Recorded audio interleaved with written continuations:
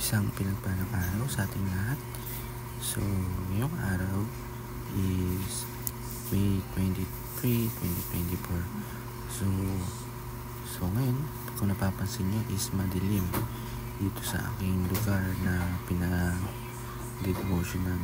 Ako po ay humingi sa inyo ng pagmanhin dahil ako po or sa bahay po namin ay maliit lang or meron po kami sama-samang pamilya, ilan po kami dito at ako po ay mahanap lang ng pwesto na pag-devotional.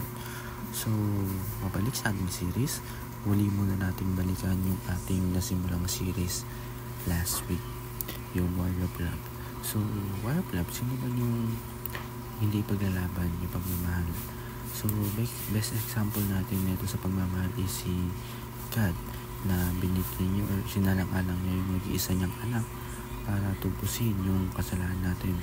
Walang kasalanan yung anak niya pero naghihirap, namatay dahil sa pagmamahal niya para lang maligtas tayo. So, ayun, War of Love. Napaka grabe yung pagmamahal na binigay ng Panginoon para sa atin o yung binibigay niya pati sa atin kahit na napakasalanan natin. So, yung series naman na talakay natin ngayong araw ay Understanding the Gospel. So, from the word Gospel, ito yung Word of God or yung magandang balita ng Panginoon na para sa atin.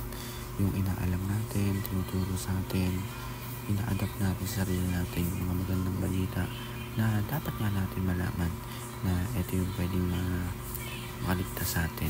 Pwedeng iligtas tayo dito sa mga mundong ito na napakadelikado or yun, more in flesh na naman natin. So, ang Bible verse na tatalakayin natin ngayong araw ay Galatians chapter 1 verse 8 to 9, English Standard Version. So, ang sabi dito, but even if we are an angel from heaven should preach to you a gospel contrary to the one we preach to you, let him be accursed. As we have said before, so now I say again, if anyone is preaching to you a gospel contrary to the one you receive, let him be accursed. So, para lumawak yung ating talakayan dito sa ating devotion at sa ating Bible verse, is lumako tayo sa ating teaching at application. Ang una sa ating teaching, the true gospel is salvation by faith in Christ. So, ano nga yung totoo na gospel o yung magandang balita or good news ng ating Panginoon, yung pagkaligtas or yung salvation na binigay nga, di ba? Yung pagkaligtas sa atin, pananampalataya ni Christ, yung pagliligtas sa atin na hindi kahit sa ating mga kasalanan, kahit wala siyang kasalanan, tinubos niya tayo by faith and not through the words of the law, hindi yun dahil sa batas. So, number 2, all other gospel are false gospel.